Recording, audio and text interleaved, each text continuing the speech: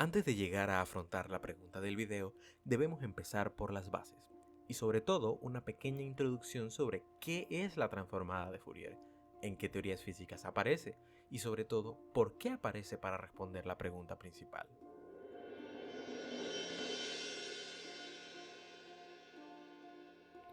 En el contexto matemático, una transformada es un tipo de aplicación que toma un objeto matemático y lo transforma en otro objeto matemático perteneciente a un cierto espacio con estructura. Es decir, una transformada hereda parcialmente la definición de una aplicación, pero se le agregan atributos como espacios con una estructura definida y generalmente linealidad, invertibilidad y continuidad. Aunque hay ciertas utilidades que la hacen esencial, por ejemplo, para el tratamiento de señales, el poder obtener las frecuencias fundamentales que tiene una cierta señal, lo más importante realmente es en el conjunto especial al que pertenece, también llamado transformadas integrales, que como su nombre indica, se realizan a través de una integral, por lo cual hereda propiedades como la linealidad, continuidad e invertibilidad. Una de las más importantes, sobre todo en la teoría cuántica, es la llamada isometría, es decir, que el módulo de la función en su espacio vectorial se conserva aún aplicada a la transformada. Esta propiedad es muy útil ya que muchas veces resulta más fácil medir una cierta cantidad en el espacio transformado, sobre todo en L cuadrado, donde la transformada de Fourier es un endomorfismo, es decir, coinciden los espacios de dominio y codominio, por lo que no hay pérdida de información. Gracias a estas propiedades, la transformada de Fourier destaca en física, en matemática y en ingeniería como una herramienta, ¿verdad?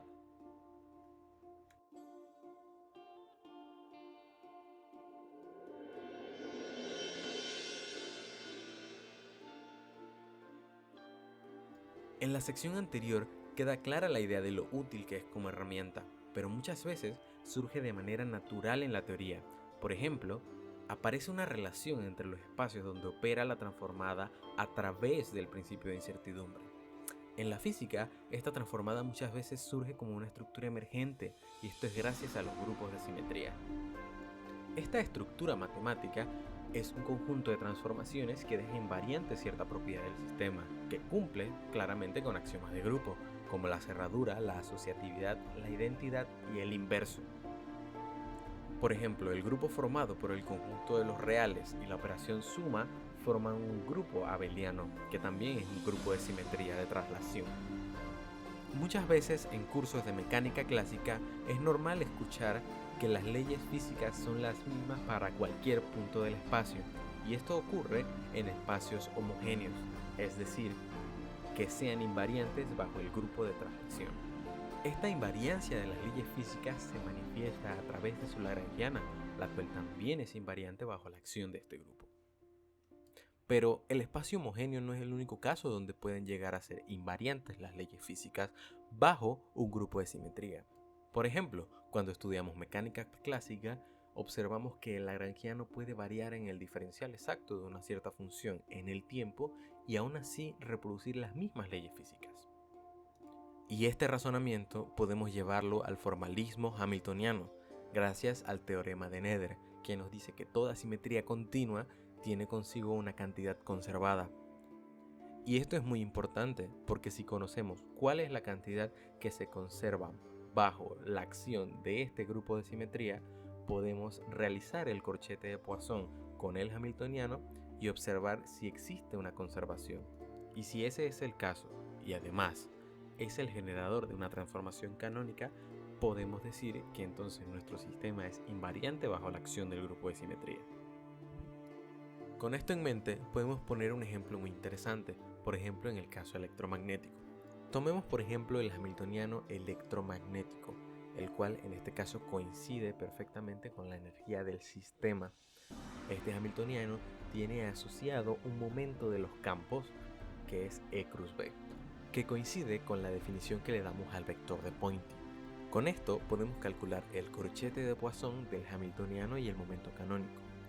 Esto nos lleva a una solución de onda plana, donde el vector de Poynting es constante, es decir, es el vector k, lo que hace que se conserve este momento. Lo más interesante aquí es al observar el operador de traslación. Veamos un segundo cuál sería la solución de sus valores propios y vectores propios. Cuando observamos eso, vemos que la única solución que respeta la composición del grupo son las ondas planas. Son las únicas que al multiplicarse por otra exponencial lo que hacen es desplazarse. Esto es muy poderoso porque significa que la forma que el corchete de Poisson de cero, es decir, que se conserve el momentum de ese campo electromagnético, es estando en la base de vectores propios del operador de traslación, es decir, que respete las simetrías del sistema. Pero, ¿qué tiene que ver la transformada de Fourier con esto? Bueno, lo interesante es que si vemos alguno de los teoremas de la transformada de Fourier, la misma diagonaliza el operador de traslación. Como se puede observar, el desplazamiento aplicado por el operador de traslación se vuelve una fase tras aplicada la transformada de Fourier. Y este es un resultado muy hermoso. ¿Por qué? Porque nos aleja de la idea de que la transformada de Fourier solamente es una herramienta matemática, sino que agrega esta nueva idea de que puede surgir dentro de la estructura del fenómeno que estemos estudiando. Por eso ya no suena tan descabellada la idea de que tenga algo que ver con la visión. Y esto nos lo va a explicar nuestro amigo Pedro.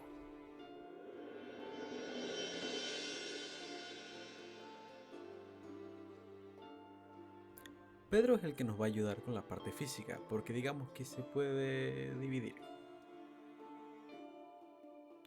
ya que el fenómeno que estaremos viendo tiene que ver con la luz, más que nada la difracción. Consideremos que tenemos una rendija sigma 1 y al otro lado una pantalla.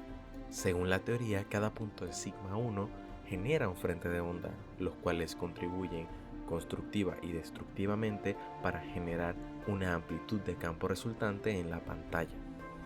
Esta ecuación describe el régimen de campo cercano, es decir, cuando el frente de onda todavía no ha recorrido la suficiente distancia como para poder despreciar su curvatura, por lo que se toman los efectos de curvatura. Para ver los efectos de la difracción utilizaremos a nuestro pingüino favorito, el cual colocaremos en la abertura. Vamos a dividirlo en tres canales, en el rojo, el verde y el azul. ¿Esto para qué?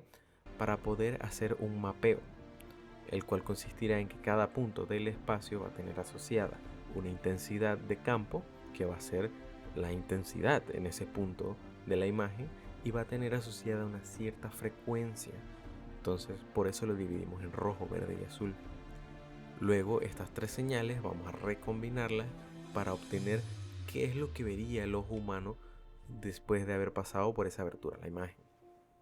En la descripción del video dejaré un código para una simulación donde podrán hacer esto con cualquier imagen. Aquí podemos ver los resultados, donde a medida que va aumentando la distancia desde la apertura a la pantalla, vemos cómo se va perdiendo información en la imagen y se van viendo ciertos patrones en la difracción de la misma. Y esto es algo que realmente tiene mucho sentido. Por ejemplo, tomemos la integral de difracción de Fresnel vista anteriormente. A partir de aquí podemos agregar una función de abertura que indique la geometría y cambiar los límites de integración a todo el espacio. Podemos definir una nueva función U' para reducir la notación y tenerla de forma más compacta. Luego podemos definir un vector de onda y un vector de posición para el cual podamos reemplazarlo en la fórmula de difracción de Fresnel de la siguiente forma. Es decir, esto ya está tomando la forma de una transformada de Fourier. Hacemos unas reducciones más y lo que tenemos es una transformada de Fourier en dos dimensiones. Esto es un paso muy importante. ¿Por qué? Porque significa que lo que estamos haciendo es un mapeo desde las coordenadas iniciales con una cierta función hacia el mismo espacio real. Es decir, como vimos anteriormente, este mapeo no pierde información, por lo que teóricamente podríamos reconstruir la imagen completamente. E incluso podríamos manipular la trayectoria que toma la imagen para reducir los efectos de transformación de la información, es decir, tener la misma información de manera más clara. Y de aquí surge la idea de agregar una lente. ¿Por qué? Porque estas tienen la propiedad de alterar el camino óptico. Esto es muy importante porque podemos realizar un enfoque, es decir, minimizar la pérdida de información que ocurre gracias al efecto de difracción. Pero esto es material para otro video.